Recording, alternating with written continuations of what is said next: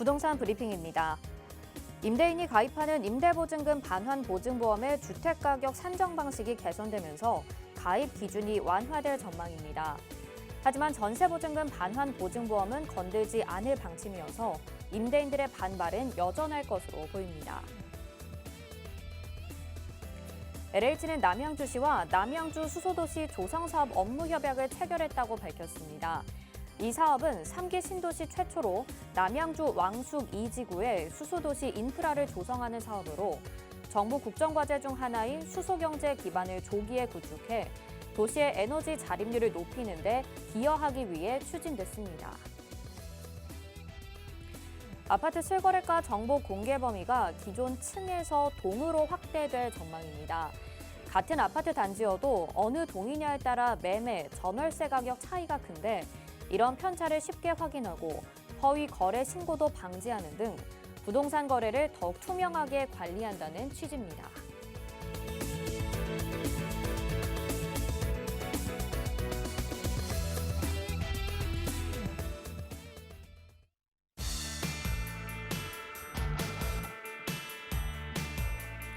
네, 여러분 안녕하세요. 부동산 고민 무엇이든 물어보세요. 진행의 한수정입니다. 지난 10일 정부가 재건축, 재개발 규제 완화를 골자로 한 일시 주택 공급 플랜을 발표를 했었죠. 이번 정부 발표에서 가장 주목받고 있는 대목은 재건축 전면 허용과 안전 진단 문제로 재건축 패스트트랙을 통한 조기 착공과 입주가 핵심 목표인데요. 하지만 업계에서는 이를 두고 엇갈린 분위기가 형성이 되고 있습니다. 이번 정책이 재건축 바람을 불러일으키면서 주택 수요가 상승할 수 있다라는 기대감이 있는 동시에 이 방안들이 현실화되기까지 여러 난관과 장벽이 적지 않다라는 회의론도 이어지고 있는 상황인데요.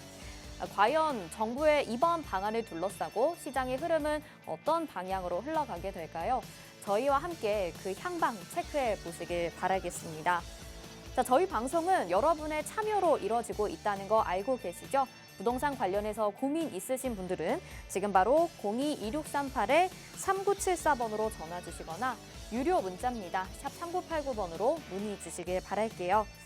자, 그러면 부동산 고민 무엇이든 물어보세요. 지금 바로 출발합니다.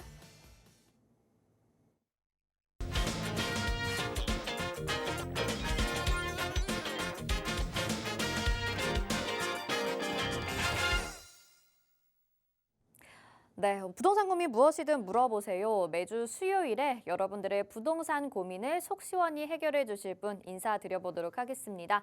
주식회사 드림부동산투자연구소의 정창래 대표 나오셨습니다. 안녕하세요. 네, 안녕하십니까. 자, 우리 시청자 여러분, 얼마 전에 1월 10일 부동산 대책이 나왔습니다. 자, 우리가 이제 부동산 시장이라는 게 제가 항상 강조를 이제 해드리는 거지만 이 부동산 시장은 정책적인 방향성에 따라서 시장이 움직일 수밖에 없습니다. 이번에 나온 거 1월 10일 이제 부동산 대책을 보면 뭐 재개발 재건축 규제 완화, 그다음에 수도권 지역의 소형 신축 주택에 대한 뭐 이제 세제 혜택, 자, 그리고 또 이제 임대 사업자에 대한 어떻게 보면 이제 사업 여건 개선, 여러 가지 이제 내용들이 지금 이제 담겨져 있는데요. 자, 근데 이 하나하나 이제 살펴보면 앞으로 시장에서 좀 많은 것들이 또 이제 변화가 될 겁니다. 자, 그래서 1월 10일 이제 부동산 대책이 나오면서 또 시장에 대한 방향성이 달라질 가능성이 상당히 높습니다. 자, 그러면 우리 시청자 여러분들께서 가지고 계신 부동산에 대한 고민들도 뭐 매도에 대한 고민, 매수에 대한 고민, 그다음에 투자에 대한 고민들도 또 이제 많이 바뀌게 되겠죠. 자, 부동산 고민 무엇이든지 괜찮습니다. 지금 바로 전화해 주시면 저와 함께 실시간으로 상담과 답변이 가능하니까요. 많은 전화 참여 부탁드리겠습니다. 네, 실시간으로 상담과 전화도 받고 있지만 앞에서 계속 말씀드리고 있는 것처럼 일시 부동산 정책 플랜도 지금 발표가 된 상황입니다. 부동산 시장 어떻게 흘러갈지 궁금하신 분들을 위해서 또 부동산 세미나를 준비해주고 계시다고 들었어요. 대표님, 이 부분에 대해서 좀 자세하게 설명 좀 부탁드릴게요. 제가 보통 이제 매주 목요일 오후 2시에 제가 이제 세미나를 하는데요. 이번 주는 제가 좀 쉽니다. 제가 좀 다른 데 좀 갑니다. 그래서 다음 주 목요일 12시에 제가 이제 세미나를 할 예정인데 지난주에도 저희가 1월 10일 부동산 대책 나오고 나서 이제 바로 다음 날 세미나를 했었거든요. 예, 근데 그 당시에 이제 세미나에 좀 관심 있으신 분들이 상당히 많았습니다. 그래서 아마 다음 주에도 아마 마찬가지일 것 같아요. 아까 제가 말씀드렸듯이 이 부동산 시장이라는 게 어찌됐든 정책적인 방향성에 따라서 시장이 움직이기 때문에 우리 또 이 시장 참여자들 입장에서는 어떻게 이제 시장이 흘러갈지가 상당히 중요하다는 거죠. 자, 그래서 다음 주 목요일 오후 12시입니다. 다음 주 목요일 오후 12시에는요. 이 1월 10일, 그러니까 110 부동산 대책에 따라서 앞으로 재개발, 재건축이 어떻게 변할 것인지, 그 다음에 또 우리 또 시청자 여러분들 중에 이제 주택임대 사업자 여러분들 상당히 많으실 거예요. 그래서 임대사업자에 대한 사업 여건은 어떻게 또 개선이 될 것인지. 자, 그리고 이제 지금 이제 그 수도권 지역이나 이제 서울 같은 지역의 신축 소형주택, 이제 아파트 제외죠. 아파트 제외를 하면 아파트 제외를 하고 또 여러 가지 앞으로 이제 25년 말까지 해서 매입하는 이제 분에 한해서는 여러 가지 또 세제 혜택이 주어집니다. 그런데 이 세제 혜택이요, 여러분들 상당히 좀 헷갈려요. 예, 그래서 이 세제 혜택도 제가 깔끔하게 정리를 해 드릴 테니까 세미나에 관심 있으신 분들은 많은 참석 부탁드리겠습니다. 네, 부동산 무료 세미나 1월 25일 목요일에 진행이 됩니다. 여기서 궁금한 부분도 물어보실 수 있고 세제 혜택에 대해서도 알려주신다고 하니까요. 도움 필요하신 분들은 바로 신청해 주시길 바라겠습니다. 자, 그러면 이제 본격적으로 시청자분들의 부동산 고민 저희 방송에서 해결해 보도록 하겠습니다. 부동산 고민 있으시다면 지금 바로 전화 주시면 되는데요. 02-2638-3974번으로 전화 주시거나 문자는 샵 3989번입니다. 문자 이용료 100원이 부과되니까요. 이 점 참고해 주시고요. 자, 그럼 바로 첫 번째 시청자분부터 만나보도록 하겠습니다. 전화 받아볼게요. 안녕하세요.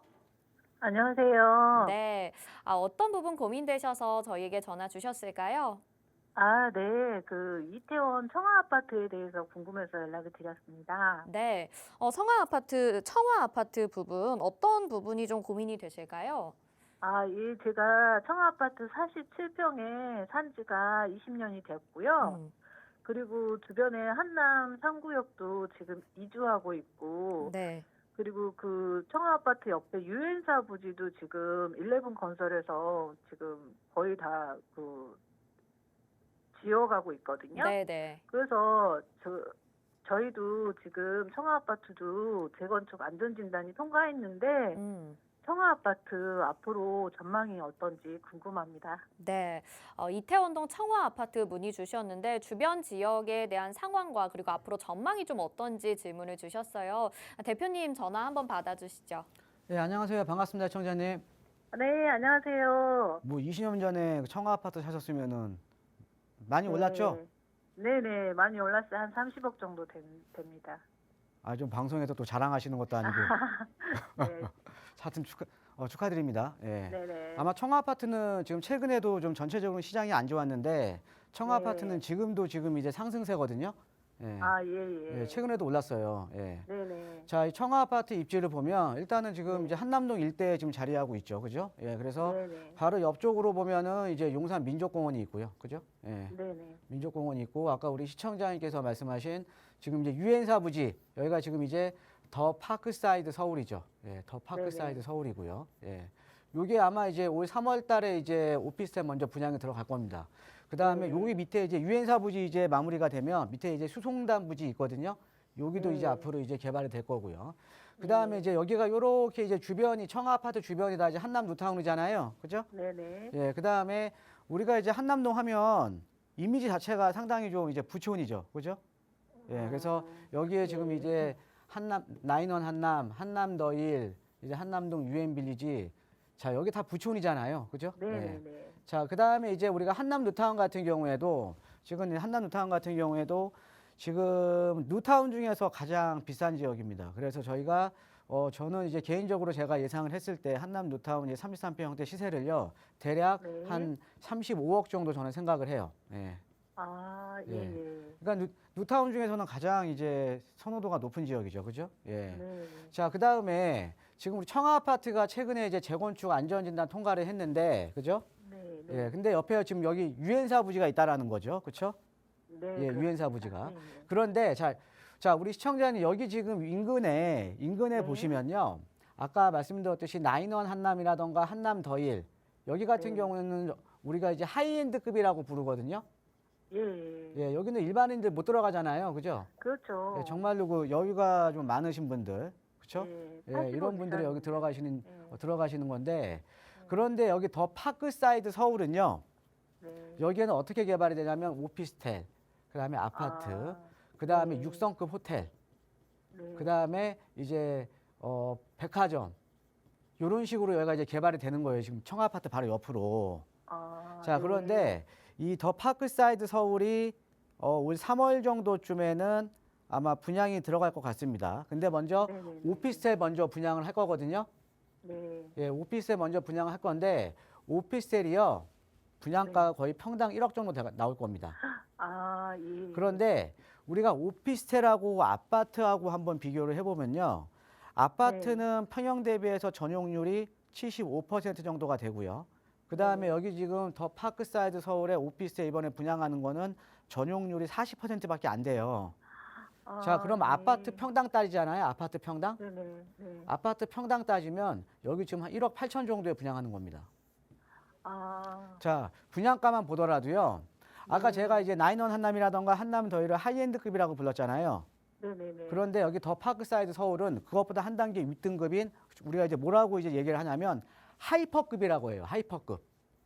아, 예, 사실은 우리가 이제 나인원 한남이나 한남 더위 입지도 좋지만 지금 이제 유엔사 부지 같은 경우는 지금 바로 지금 네네. 여기 용산 민족공원 지금 바로 옆에 있잖아요. 그죠? 네네. 예, 그러니까 어떻게 보면 사실 주거에 대한 쾌적성 면에서는 더 파크사이드 서울이라던가 아니면 여기 수동 요쪽 라인이 그러니까 민족공원 주변 라인이 훨씬 더 좋은 거죠. 그죠? 네. 이해되시죠?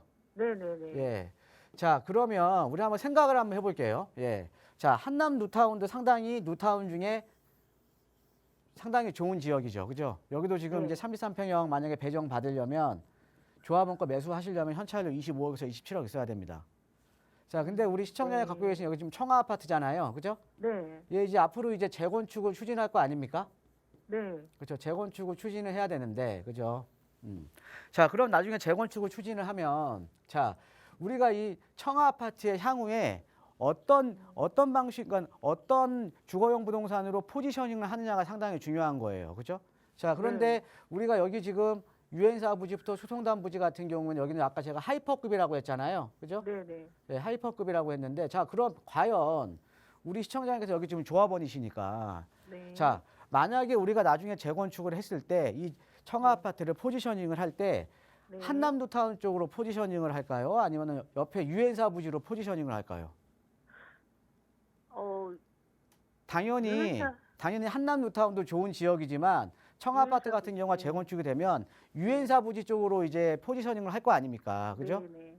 자, 그러면 자, 미래에 지금 청아 아파트 같은 경우는 미래에 지금 나인원 한남이나 한남 더일이에요, 지금. 네네. 이해되시죠? 아, 예, 예. 얘가는 그러니까는 한남 뉴타운도 좋지만은 나중에 청아 아파트를 재건축을 하게 되면 본격적으로 재건축 시작이 되면 포지셔닝 자체를 한남 뉴타운이 아닌 우리가 나인원 하나 한남 더일 더 파크사이드 서울 이런 쪽으로 이제 포지셔닝을 한다라는 거죠. 아. 자, 그냥 간단하게 생각하시면 돼요.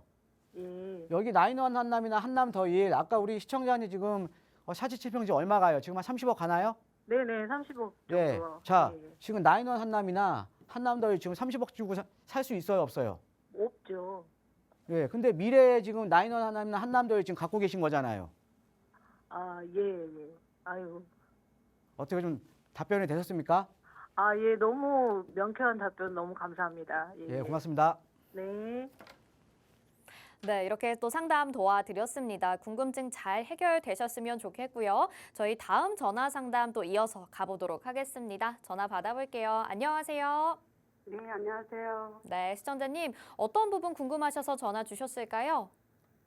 아, 네, 아들이 대학을 졸업하고 서울로 취직을 했는데 네, 집값이 너무 비싸고 그러니까 아들이 그렇죠. 좀 모은 돈하고 네. 조금 제가 보태가지고 좀 1억 전후로 음. 재개발되는 그런데 하나 살 거 있나 싶어서 여쭤보거든요. 네.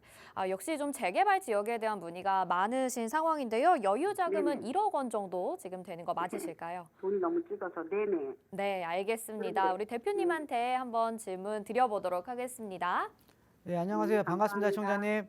네, 감사합니다. 안녕하세요. 예, 여유자금 1억 전후시라고요. 네, 돈이 너무 들어가지고. 어디 뭐 지역은 보신 데는 있으십니까? 아니요, 저기 서울에 아는 지인이 예. 그 왕십리 뉴타운 뭐 용답동 쪽에 묻어두면 어떻겠냐고 그렇게 저한테 얘기했는데. 아, 왕십리 서울을 잘 뉴타운 몰라가지고. 근처요. 네네. 여기 그 도심 지역이네요. 아까 용답동이요? 네네. 용답동. 알겠습니다. 여기가 근데 1억 전후로는 안 될 텐데 아마 1억 초반 정도? 예, 요 정도는 아마 투자가 가능할 걸로 보이는. 일단 제가 지역 설명 한번 해드릴게요. 예. 네, 자, 감사합니다. 지금 이제 왕십리 뉴타운입니다. 여기가. 예. 여기가 이제 왕십리 뉴타운인데 요 왕십리 뉴타운 같은 경우에는 이제 도심 속의 뉴타운이죠. 예, 도심 속에. 지금 왕십리가 도심이잖아요. 그죠? 예. 네네. 그래서 지금 지금 아드님께서 보고 계신 데가 어디냐면 왕십리 뉴타운 바로 뒤편이에요. 여기가 지금 용두동 일대거든요. 용두동. 아, 네네. 예, 용두동 일대니까 어때요? 입지가 그냥 도심이잖아요. 그죠? 예. 네. 입지가 그냥 도심이잖아요. 그죠? 예. 자, 그런데 우리가 이제 여기 용두동 일대가 지금 이제 이 용두동 일대를 한번 살펴보면 이 용두동 일대가 어떤 지역이냐면요. 여기가 그 기계 공구상들이 있죠. 네네. 예, 기계 공구상 여기가 이제 기계 공구상도 좀 많고요. 예. 기계 공구상도 많고 또 철공소 같은 것도 좀 있어요. 예. 철공소 같은 것도 있고 그다음에 이제 안쪽으로는 이제 여기가 이제 저층 주거 지역으로 좀 이루어져 있거든요. 예. 거기 용두 몇 동이에요?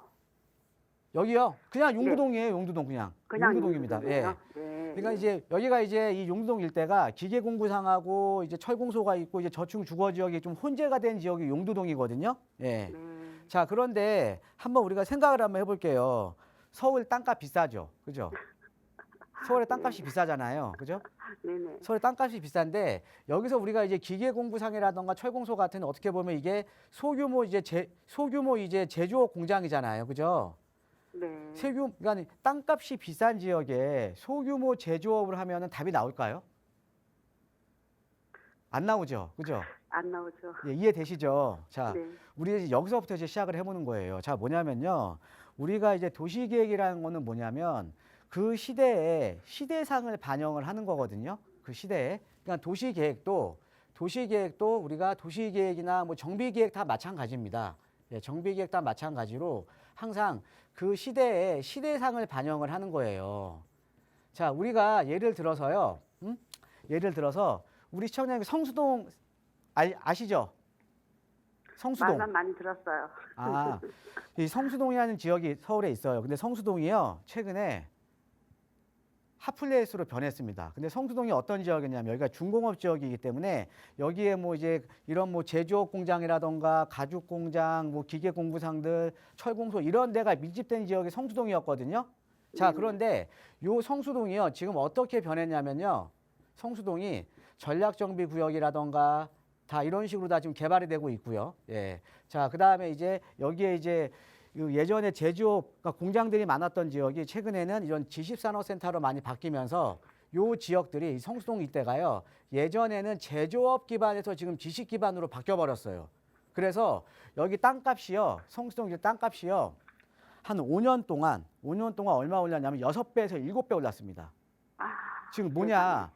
자, 우리가 이 도시계획이라는 거는 그 시대의 시대상을 반영을 하는 거기 때문에 도시계획이 바뀌게 되면 그 지역 일대가 바뀌는 거거든요. 예, 그러면서 지금 성수동 일대가 엄청나게 지금 가격이 많이 올랐다라는 거죠. 그래서 우리가 서울에 우리가 재개발 지역들도 보면 재개발 지역의 대장주가 어디냐면 한남 뉴타운하고 성수 전략정비구역이에요. 예, 그만큼 이제 변한 거거든요. 자, 그러면 자, 여기 지금 용답동 일대도 마찬가지예요. 용답동 일대 같은 경우도 여기가 요 일대가 지금 소규모 제조업 공장들이 좀 있잖아요. 그죠? 네. 제조업 공장들이 이제 여기에 지금 소규모 제조업 공장 지금 하면 안 되잖아요. 땅값이 비싼데 답이 안 나오잖아요. 그죠?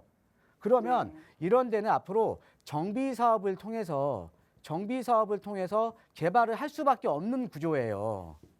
자, 예를 들면요. 여기 앞에 지금 용두동 앞에 여기 이 편한 세상 청계 센트럴폴에 있거든요. 네네. 여기 새 아파트예요, 이거. 이거 22년 말에 입주했으니까 입주한 지 뭐 한 2년도 안 됐습니다. 예. 네. 근데 여기가 어디냐면 용두 5구역이에요. 예전에 재개발. 그런데 여기도 예전에는 공장들이 아주 많이 밀집된 지역이었거든요. 그런데 이렇게 지금 바로 재개발돼서 지금 아파트 들어선 거예요. 자, 그러면 지금 보시는 데가 바로 지금 옆에 있는 거잖아요. 그죠? 네네. 바로 옆에 있는 여기가 지금 아직 지금 용두동에서 아직 미개발된 지역이기 때문에 제가 봤을 때는 여기 분명히 개발됩니다. 이해되세요? 아, 네. 그래서 네, 일단은 요 감사합니다. 지역이 자 도시계획이라는 거는 그 시대의 시대상을 반영을 하는 거기 때문에 도시계획이 바뀌게 되면 정비사업도 따라서 바뀌게 되면서 이런 지금 서울 같은 경우는 소규모 공장들이 밀집된 지역들 요런 지역들이 다 지금 개발되고 있는 거거든요. 그죠? 예, 그래서 제가 볼 때는 여기 용답동 일대, 용두동 일대 같은 경우는 분명히 이제 개발이 될 거예요. 그게 이제 첫 번째고요. 두 번째가 뭐냐면 이번에 나온 대책 중에 보면 자, 110 이제 부동산 대책을 보면요. 110 부동산 대책은 이따가 좀 또 해드릴 건데 재개발 규제 완화도 해줄 거거든요. 재개발. 그러니까 재개발을 더 활성화시킬 건데 근데 이 재개발을 활성화시키기 위해서 지금 노후도 요건을 더 완화를 시켜줄 거예요. 노후도 우리가 이 재건축도 마찬가지고 재개발도 마찬가지고 이 기존에 있던 주택이 노후돼야 우리가 재개발 재건축을 하는 거잖아요. 그죠? 그렇죠. 30년 예, 그런데 이상, 네. 이 재개발이요. 지금 노후도 요건을 더 완화를 해줘서 개발이 쉽게끔 지금 더 이제 규제 완화를 해줄 거예요. 자, 그런데 문제가 뭐냐면 일반적으로 노후도 요건이 완화가 된다는 건 어떤 거냐면 거기에는 신축 빌라들이 좀 많은 거예요. 이해되십니까? 네, 감사합니다. 여보세요? 아직 신축빌라를 근데 답도 안 들었는데 뭐가 예. 이름 여보세요? 가지고는 택도 없겠네요. 여보세요? 예, 예. 자, 지금 조금만 더 들어보세요. 우리 뭐 바쁘세요? 아니에요. 예, 예. 지금 열심히 하고 있습니다. 예. 네, 감사합니다. 네. 자, 우리가 노후도 요건이 완화가 되면 지금 이제 이런 신축 빌라들이 많은 데가 앞으로 이제 개발이 가능해지는 거 아닙니까? 그죠? 자, 그렇죠. 그런데 이 신축 빌라가 많다라는 거는 조합원 비율이 높은 거예요. 조합원 비율이. 그럼 조합원 비율이 높다라는 거는 상대적으로 우리가 재개발 재건축에서 가장 중요한 사업성이 떨어지는 겁니다. 예. 자, 그런데 여기 지금 이 용두동 일대 같은 경우는요. 요 일대 같은 경우는 노후도가 거의 80%에 육박을 해요. 그러니까 노후도 요건이 상당히 높기 때문에 여기 같은 경우에는 이 소유자 비율, 즉 조합원 비율이 상당히 좀 낮거든요. 조합원 비율이. 그래서 여기 같은 경우는 아직까지는 소액으로 투자가 가능하면서 그다음에 도심에 입지를 해 있으면서 그다음에 네. 이 사업성도 상당히 좋은 지역이에요. 네. 그래서 지금 아드님이세요? 따님이세요? 아들인데요. 아들이세요? 직장 다녀요. 네. 예. 그 아드님께서 만약에 여기 지금 보고 계신다 그러면 여기가 아마 제가 알기로는 1억으로는 힘들어요. 1억으로는 힘들고 뭐 한 1억 초반대면 지금 아마 이제 물건들을 아마 찾아볼 수 있을 거거든요. 아, 네. 예. 그래서 이쪽으로 좀 묻어 놓으셔도 좀 괜찮을 것 같아요. 고맙습니다. 예, 고맙습니다. 네, 감사합니다. 네, 여유자금 1억 원대로 투자해 볼 수 있는 서울 지역의 구역들 말씀을 드렸는데요. 잘 투자하시고 좋은 집 얻으시길 바라겠습니다. 자, 이렇게 상담 도와드리고 있는데요. 또 계속 말씀드리는 것처럼 얼마 전에 2024년 첫 부동산 대책이 발표가 됐습니다.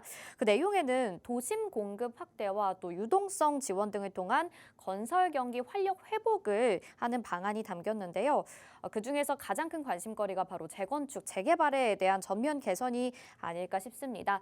그래서 그 부분 어떻게 변화가 되게 될지 오늘 정창래 대표와 함께 이야기 나눠보도록 하겠습니다. 대표님 이야기 들려주시죠. 자, 제가 이제 다음 주 세미나에도 제가 해드릴 건데요. 예, 근데 이제 오늘은 좀 엑기스만 모아서 좀 간략하게 좀 정리를 하는 좀 시간을 갖도록 하겠습니다. 자, 110 부동산 대책 이제 분석 및 전망인데요. 자, 이제 110 부동산 대책의 좀 핵심 포인트만 우리 시청자 여러분께서 꼭 아셔야 되는 거. 그러니까 투자자 입장에서 시장 참여자 입장에서 꼭 아셔야 되는 것만 좀 모아놨습니다. 자, 첫 번째, 재건축 재개발에 대한 추가적인 규제가 완화가 되죠. 특히나 이제 재건축 같은 경우에는 자, 우리가 이 재건축은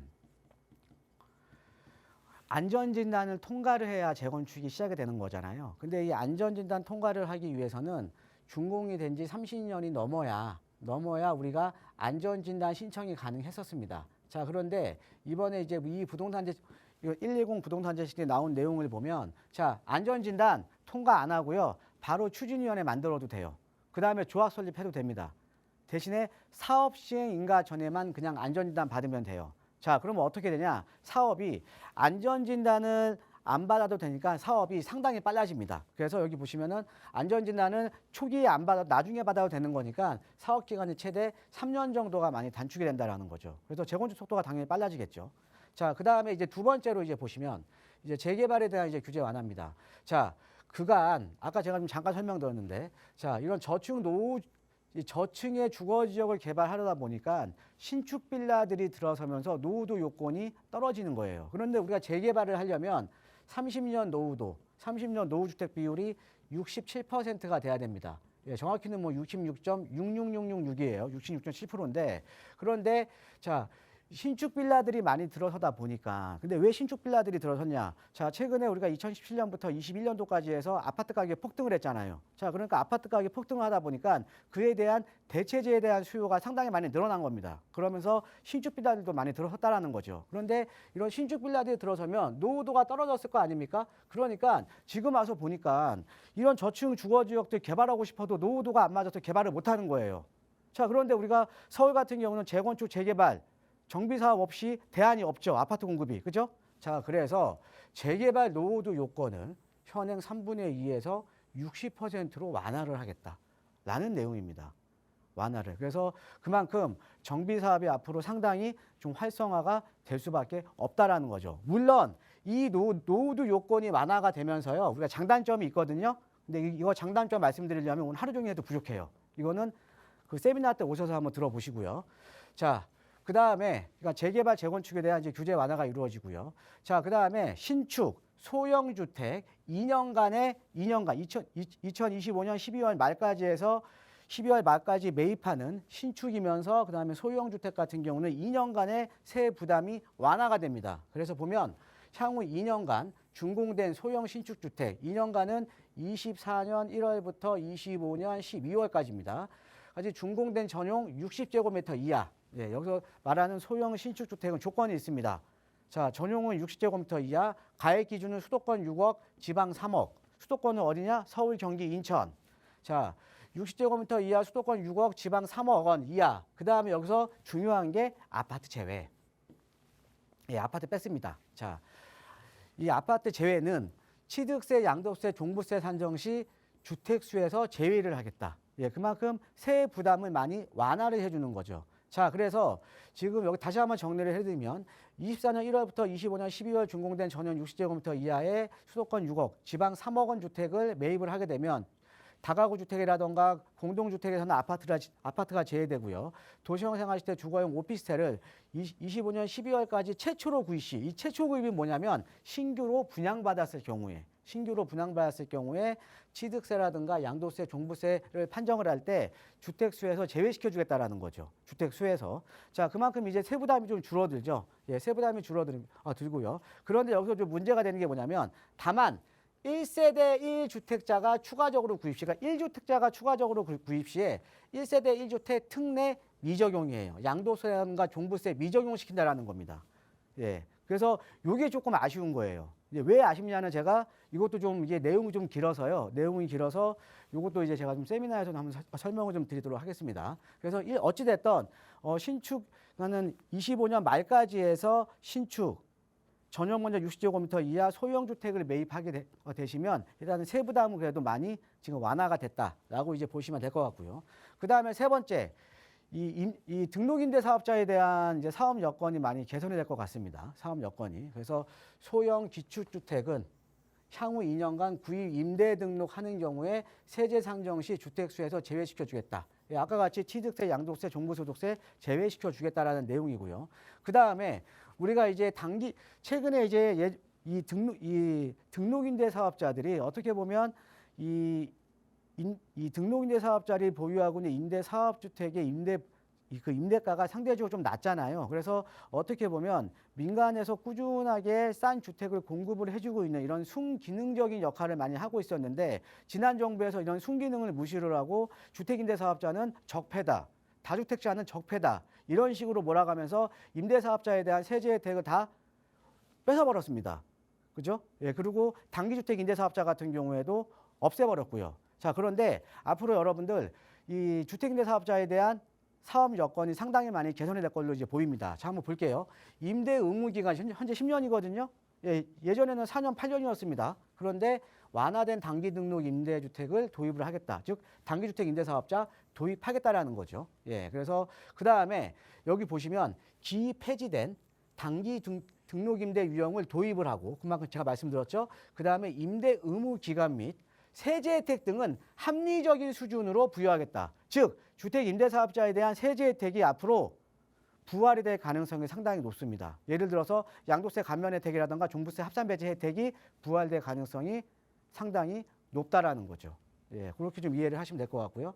자, 그 다음에 또 임대보증 가입 여건 개선. 아까 이제 인트로에서도 아까 그 임대보증에 대해서 나왔는데 사실 이거 지금 말이 안 되는 거죠, 그죠? 예, 우리가 공시가격 기준으로 전세 가격을 정해라. 자, 근데 공시가격의 시세 반영을 저층 주거지역의 빌라들은 못 해줍니다. 시세 반영이 안 되는 공시가격을 기준으로 해서 전세 가격을 정해주니까 당연히 지금 시장에서는 너무 많은 지금 혼란이 있는 거죠. 그래서 제가 누차 말씀드렸지만 이거 분명히 개선이 될 거라고 제가 말씀을 드렸잖아요. 그래서 이번 대책에 나왔습니다. 임대보증 가입 시에 시세를 적절히 반영할 수 있는 시세. 그러니까 인정한 거 아니에요 지금. 자, 여기 보시면은 주택가격 산정 시에 공시가격 인정 비율을 정직적으로 적용하여 시세 반영에 문제점이 많다. 그죠? 그래서 이게 임대보증 가입 여건도 공시가격 비중이 올라가거나 아니면 시세를 어느 정도는 인정을 해주는 조건으로 해서 임대보증 가입 여건이 개선이 될 가능성이 높고요. 그 다음에 아까 뭐 인트로에서는 이거는 뭐 이제 주택임대사업자만 되는 거 아니냐. 근데 주택임대사업자 등록 여건이 개선이 되면요, 그냥 일반적으로 주택임대사업자 아닌 그러니까 제도권 안쪽에 들어오지 않으신 분들도 아마 보증보험 가입 요건이 좀 개선이 될 겁니다. 예, 그렇게 이제 보시면 될 것 같고요. 자, 그래서 또 하나 이제 마지막입니다. 예, 지방 미분양 주택에 대한 세부담 완화. 그래서 내년 말까지 해서 준공후 지방의 미분양 주택, 여기는 얘는 아파트 포함이에요. 아파트까지 다 됩니다. 아파트까지. 아파트 포함해서 전용면적 85제곱미터 이하, 가액 기준은 6억 이하를 매입하시게 되면 우리가 양도세, 종부세, 그 다음에 취득세에 대해서 이제 주택수에서 제외를 해주겠다라는 내용이 나왔고요. 얘는 아까 신축 소형 주택과 비교를 해보면 틀린 점이 뭐냐면 기존의 1주택 1세대 1주택 특례는 유지를 하겠다라는 내용입니다. 이게 좀 틀린 내용이에요. 이게. 예, 그래서 여러분께서 아셔야 되는 내용은 이 정도로 좀 이해를 하시면 될 것 같습니다. 자, 요거는 이번에 나온 내용이고요. 자, 그러면 이번에 나온 110 부동산 대책 이 갖는 의미가 뭔지를 한번 우리가 그래서 한번 생각을 한번 해보셔야 되죠. 그렇죠? 예. 자, 또 정리를 해놨습니다. 예. 자, 먼저요. 자, 우리가 이번 정부에서 나온 대책들을 기존에 나온 대책들을 한번 살펴보면 어떤 대책이었냐면 공급에 대한 대책이었어요. 그냥 공급만. 그런데 중요한 거는 우리가 수요가 없는 공급 대책이 있냐라는 거죠. 수요가 없으면 공급이 안 돼요. 그래서 우리가 그동안 정부에서 발표한 대책들을 우리가 시장에서는 어떻게 비판을 했냐면 수요 없는 공급 대책이 어딨냐. 될 수가 없다라는 비판들이 상당히 많았습니다. 자, 그런데 이번에 110 부동산 대책은 최초의 이번 정부에서 나온 수요에 대한 대책입니다. 예, 그러니까 지금 처음에 나온 대책이기 때문에 많은 분들이 생각했던 것보다는 이거 약간 좀 약한 거 아니냐 이렇게 생각을 하시거든요. 근데 이거를 다르게 생각하시면 처음으로 이제 수요 없는 공급 대책에서 수요에 대한 대책이 처음 나온 겁니다. 처음 나온 거면 지금 이제 첫걸음 뗀 거예요. 첫걸음. 지금 이제 정책에 대한 방향성이 딱 바뀌었다라는 거죠. 이제 스탠스가 바뀌었다라는 거죠. 그렇죠? 그래서 우리가 천리길도 지금 우리가 천리길도 지금 첫걸음, 그러니까 한 걸음이 중요한 거잖아요. 그죠? 자, 그러니까 이 수요에 대한 대책이 처음 나온 거기 때문에 앞으로 많은 부분들이 또 완화가 되고 또 디테일하게 나올 가능성이 상당히 높다라는 거죠. 그렇죠? 예. 자, 그 다음에 말씀드렸지만 재개발, 재건축을 통한 아파트 공급 활성화. 자, 우리가 서울 같은 경우는 정부 사업 아니면 신규 아파트 공급 안 되죠. 그렇죠? 예, 신규 아파트 아파트 공급할 땅이 없잖아요. 자, 그렇기 때문에 재개발, 제가 강조했던 대로 재개발, 재건축을 통해서 아파트 공급을 해줄 수밖에 없는데 이번에 재개발, 재건축에 대한 추가적인 규제 완화가 이루어지면서 앞으로도 규제 완화가 더 이루어질 겁니다. 그러면서 정비 사업이 상당히 활성화될 수밖에 없다라고 이제 보시면 될 것 같고요. 그 다음에 이제 수도권 신축 소형 주택에 대해서 세부담 완화 효과는 있는데 요거에 대해서 이제 생각보다는 좀 약하다라는 지금 이제 비판들이 좀 많죠. 근데 이제 시작이에요. 이제 시작인 겁니다. 예. 이렇게 좀 이해를 하시면 될 것 같고요. 그 그 다음에 이제 아까 수도권 신축 소형 주택에 대한 세부담 완화가 이루어지는데 여기 이제 아파트 제외했죠. 예. 아파트 제외한 이유가 뭐예요? 예, 아파트 부족하니까. 그죠? 예, 단순한 겁니다. 아파트 부족한 거잖아요. 자, 다시 말해 뭐예요? 아파트 부족하니까 아파트 공급하려면 정비 사업 해야겠죠. 그렇죠? 예.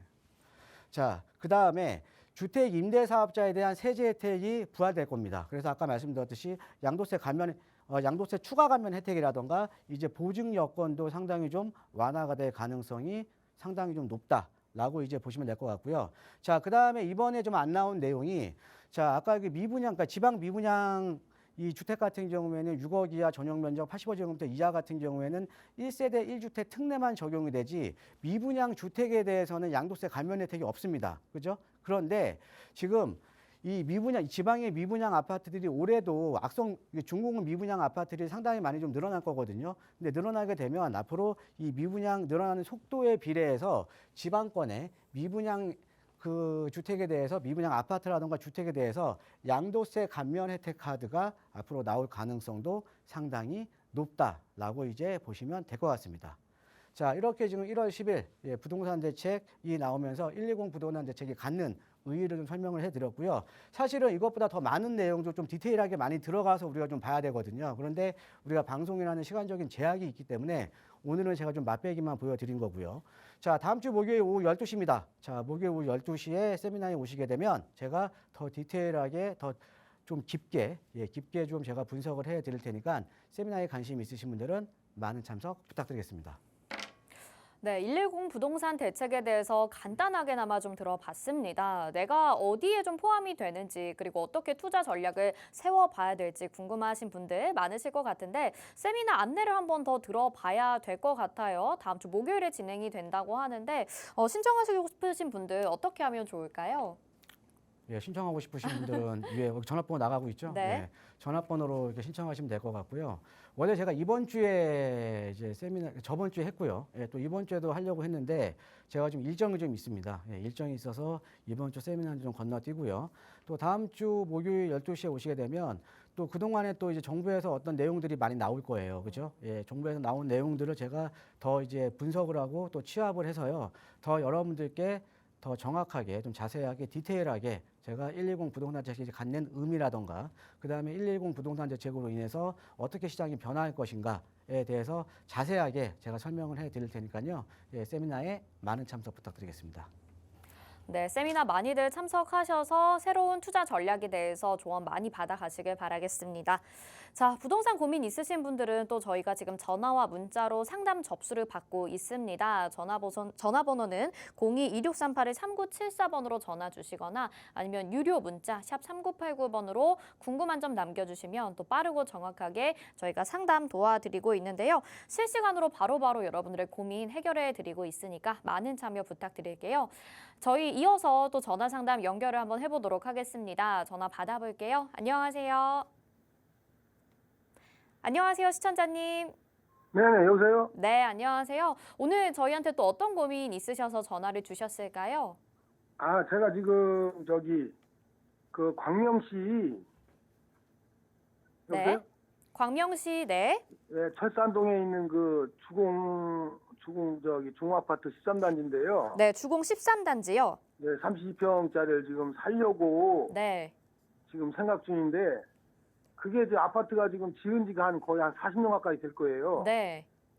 그래가지고 요새 뭐 재건축 재개발 그거 좀 이렇게 완화되고 그래가지고 그래서 뭐 제가 직접 직접 살려고 해서 이제 지금 살려고 하는 건데 네. 그 어떻든 지가 그 아파트 오래돼가지고 또 재건축 그 관계가 앞으로 좀 방향이 어떨 건지 이런 걸 네. 보고 그래서 이제 두루 궁금해서 네. 사기 전에 한번 광명시 철산동의 주공 13단지를 매수해도 될지 고민이 되신다. 제가 이렇게 이제 정리해보면 그 좋을까요? 특히 네. 그 재건축 관점에서요. 네? 재건축 관점에서 재건축 관점에서 궁금하시다. 예, 예. 네, 알겠습니다. 어떠신가요? 대표님이 고민 해결해 드릴게요. 예, 안녕하세요. 반갑습니다, 청자님. 예, 아이고 반갑습니다. 예, 예. 아직 그 사신 건 아니시죠? 예, 그렇죠. 아니 요새 아파트 덥석 사기가 그래가지고 예. 그리고 또 오래된 아파트라 예. 예, 그래서 이제 재건축 관계가 어떻게 좀 되고 현재 시점에서 어떻게 평가가 우리 전문가님께서는 어떻게 평가하시는지 이런 거 알겠습니다. 예. 궁금하시네요. 일단은 우리가 이제 아까 우리 시청자님 말씀하신 것처럼 좀 재건축 관점에서 지금 이제 봐야 되는 거잖아요. 그렇죠? 그렇죠. 예. 예. 그다음에 우리 시청자님께서 말씀하셨다시피 여기가 지금 이제 여기 철산 주공들 같은 경우 위에는 지금 다 재건축이 지금 추진이 되고 또 입주한 데도 있고 또 하고 있잖아요. 그죠? 예, 지금 예. 남은 데가 이제 철산 주공 12, 13단지거든요. 그죠? 그러니까 예. 여기가 그 주변에 5층짜리 아파트는 다 이미 재건축 다 끝났고요. 그러니까 이제 저층 재건축들은 다 끝났고 지금 여기 예. 철산 12, 13단지가 지금 이제 중층 재건축이 남아 있는 거잖아요. 예, 그렇죠. 그쵸? 예. 자, 요거 그냥 뭐 좀 간단하게 좀 설명을 드리면 뭐 따지는 예, 예. 시청자분들 계시니까 자 여기에 지금 철산 재건축이 지금 계속 진행이 되고 있고 옆에 지금 또 크게 저층 주거 지역들이 또 이제 여기가 광명 뉴타운이죠, 그렇죠? 예, 광명 뉴타운은 또 인접을 해 있잖아요, 그죠? 자 두차원은 일단은 예, 예. 자 이렇게 보시면 될 것 같아요. 자 우리가 이제 광명의 저층 주거 지역들 그 다음에 철산동 일대에 노후된 아파트들이 재건축이 되고 뉴타운으로 개발이 되면 아파트로 바뀌죠, 그렇죠? 예, 예. 아파트로 바뀌게 되면 이 지역의 주거 환경이 상당히 좋아지잖아요, 점점, 그죠? 예. 주거 환경이 개선이 된다라는 거는 이 지역의 이 어떻게 보면 주거적인 선호도가 상당히 좀 높아지는 거거든요. 예. 선호도가 높아진다? 당연히 주택 가격이 올라가는 거죠. 예, 주택 가격이 올라가는 거고요. 자, 그다음에 우리 시청자님께서 지금 여기 지금 철산중흥 13단지를 보고 계시잖아요. 그죠? 예. 자, 우리가 재건축이라는 거는 어떻게 보면 우리가 지금 우리 시청자님 원하시는 게 지금 재건축 관점에서 즉 재건축에 대한 사업성이 있느냐 없느냐를 보는 거잖아요. 그죠? 그렇죠. 예. 자, 그런데 여기 지금 남아있는 게 12, 13단지가 여기는요, 지금 중층 재건축이고, 그 다음에 위에 지금 하고 있는데 입주 앞두고 있는데 여기는 저층 재건축이었거든요. 자, 우리 그러면은 재건축을 논하면, 자, 저층 재건축이 우리가 사업성이 좋은 거 아니에요? 중층 재건축보다, 그렇죠? 네. 5층짜리 재건축이 우리가 조합원 비율이 낮기 때문에 또 기존의 용적률이 낮기 때문에 일반 분양이 많은 만큼 그만큼 사업성이 좋은 거잖아요. 그죠? 예. 자, 그러면 우리 시청자님께서 보고 계시는 철산중흥 13단지 같은 경우에는 주변의 저층 재건축에 비해서 얘의 지금 핸디캡은 중층 재건축이기 때문에 그만큼 사업성은 떨어지는 거 아닙니까? 예, 예. 이해되세요? 예, 예, 예. 자, 그런데 우리가 재건축, 재개발도 마찬가지입니다. 그러니까 단순하게 따지려면 우리가 용적률이라던가 조합원 비율이라던가 이런 것들을 많이 따지지만 중요한 건 나중에 입지도 상당히 중요해요. 입지. 우리가 우리가 항상 어떤 지역에 가더라도 그 지역의 시세를 리딩을 하는 대장주가 있거든요. 시세를 리딩을 하는 대장주가 있어요. 그죠? 자, 그러면 대장주는 다른 아파트보다 더 가격이 높잖아요. 그렇죠? 그러니까 네. 우리가 기본적으로 뭐 용적률이 조금 높아. 그러면서 재건축 사업성이 떨어지더라도 우리가 입지가 더 좋은 지역에 있는 아파트 단지들은 재건축 아파트 단지들은 그만큼 어떻게 보면 다른 또 사업성이 더 나올 수가 있다라는 거죠. 그런 면에서 보시면 자, 여기 지금 철산중흥 12, 13단지가요. 지금 여기 철산역 지금 지하철 바로 앞에 있죠. 그렇죠? 예. 여보세요? 예, 예. 예, 지하철 지금 바로 앞에 있잖아요. 그죠? 예, 예. 자, 그다음에 여기 주변에 지금 재건축이 되는 것들은 지하철이 좀 많이 멀죠. 그죠? 그다음에 철산중흥 지금 13단지 같은 경우 주변에 지금 초중고 다 붙어 있는 거 아닙니까? 단지 내에. 그죠? 자, 예, 그다음에 예. 우리가 서울 같은 경우도 바로 그냥 여기 타고 넘어가면 바로 지금 이제 여기가 좀 그 이제 가산 디지털 단지잖아요. 그렇죠? 그래서 예, 예. 만약에 제가 봤을 때 이런 거죠. 철산중흥 13단지가 재건축이 되면요. 여기 지금 인근의 강명 뉴타운, 그다음에 철산중흥 재건축 중에서 얘가 저는 가장 대장주로 보는 아파트가 어디냐면 13단지예요. 이해되십니까? 그러니까 다른 아파트 단지보다 사업성은 지금 기존에 하고 있던 재건축 그 저층 재건축 단지보다는 사업성은 떨어지지만 입지적인 여건이 좋기 때문에 나중에 아파트 가격은 더 높게 형성되니까 충분히 사업성이 있다라는 거죠. 이해되시죠? 예, 예. 이해 안 되시는 것 같은데요? 네, 그러면 제가 그 살려고 하는 데 있어서 좀 긍정적인 부분으로 그거를 감안할 수 있다 이거죠? 아, 그게 중요하신 거죠? 그러니까는 예. 사야 되나 말아야 되나? 그죠? 예. 그러니까 저는 사셔도 될것 같아요. 예, 예. 예, 저는 이거 충분히 매입을 하셔도 괜찮을 것 같습니다. 예. 아, 예, 예, 예. 입지가 워낙 좋아요. 입지가. 예. 그런데 그 전문가님 어쨌든 근데 이게 이제 재건축 아파트 이게 이제 또 중층이고 지금 15층짜리인데 네. 어떻게 이게 시간은 좀 걸리겠죠? 그러니까 이번에 그 120 부동산 대책을 보면 재건축에 대한 안전진단도 완화시켜줬잖아요. 예, 예. 앞으로 이제 어떻게 이제 이제 도정법이 어떻게 바뀔지는 봐야 되는 거지만 어찌 됐던 우리가 강명도 어떻게 보면 범서울이거든요. 그러니까 서울 같은 경우는 정비 사업 없이는 대안이 없어요. 그러니까 앞으로 속도는 상당히 빨라질 거라는 거죠. 속도는 과거에 비해서. 예. 그러니까 통상적으로 생각하는 그 속도보다는 조금 더 예, 빨라질 상당히 빨라질 그런 겁니다. 예, 예, 예. 예, 제한이 고맙습니다. 있어서 그 매입하는데 좀 긍정적으로 볼 수 있다 이거죠. 네, 긍정적입니다. 예, 매입하세요. 예, 고맙습니다. 네, 시간 관계상 이렇게 좀 상담 도와드렸습니다. 아무래도 이 재건축에 대한 관심이 지금 더더욱 좀 커지고 있는 것 같습니다. 110 부동산 대책 앞에서도 설명을 간단하게 해드렸는데요. 이 관심 있으신 분들을 위해서 또 도움 말씀 주시려고 무료 세미나를 준비를 해주셨다고 합니다. 마지막으로만 간단하게 한 번 더 안내해 주실까요? 자, 이번 주가 아니고요. 예, 다음 주 목요일 오후 12시인데요. 예, 지금 110 이제 부동산 대책을 보면요.